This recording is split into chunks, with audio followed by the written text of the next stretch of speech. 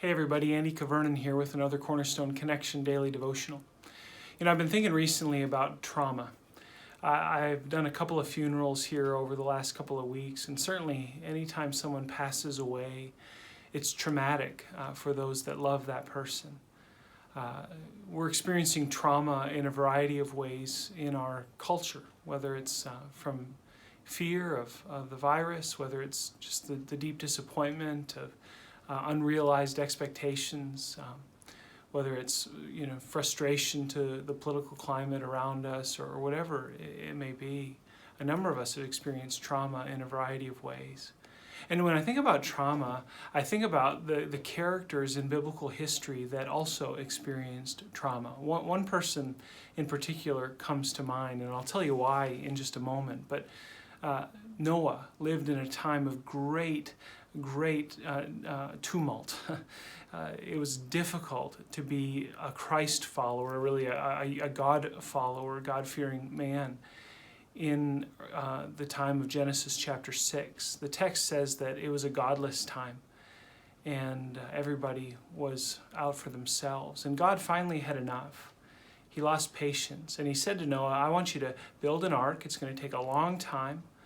But here's what I want you to do. Build an ark, get two animals of every species together and get your family in there. And I'm going to flood the earth and I'm going to destroy it.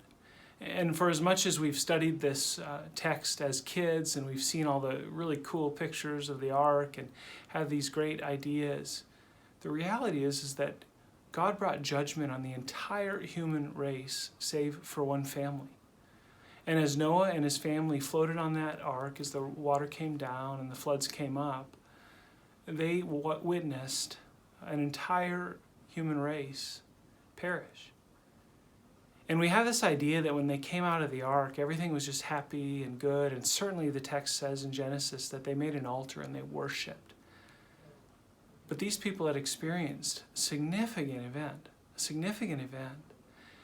And they had to have been reeling and hurting for those people that they knew.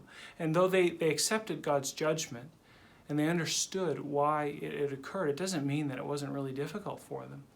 And I have to think that the potential was there for any time they heard raindrops to have flashbacks and have fear. And that's why I think God is so gracious to do what he did.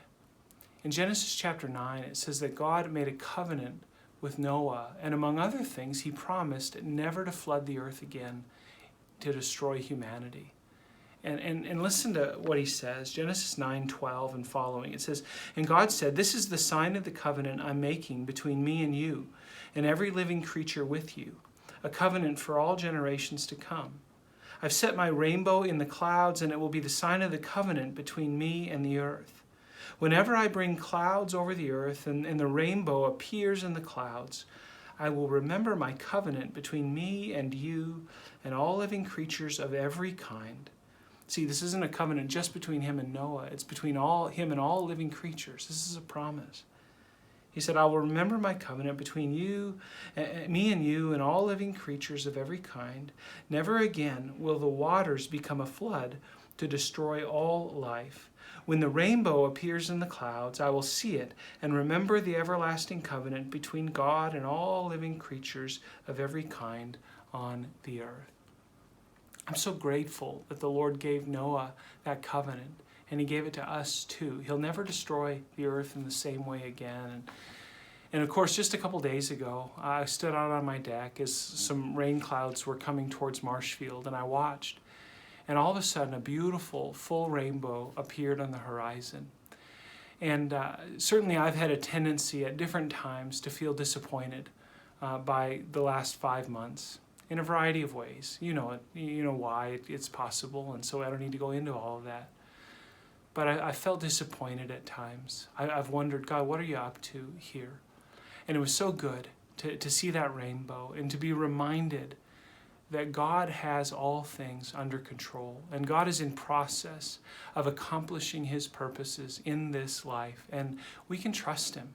And I'm so grateful that sometimes God so graciously makes overt his promises. He puts them right out in front of us. We can't miss it. And I watched that rainbow, and I felt the pleasure of God, and I was reminded God's not abandoning us today either.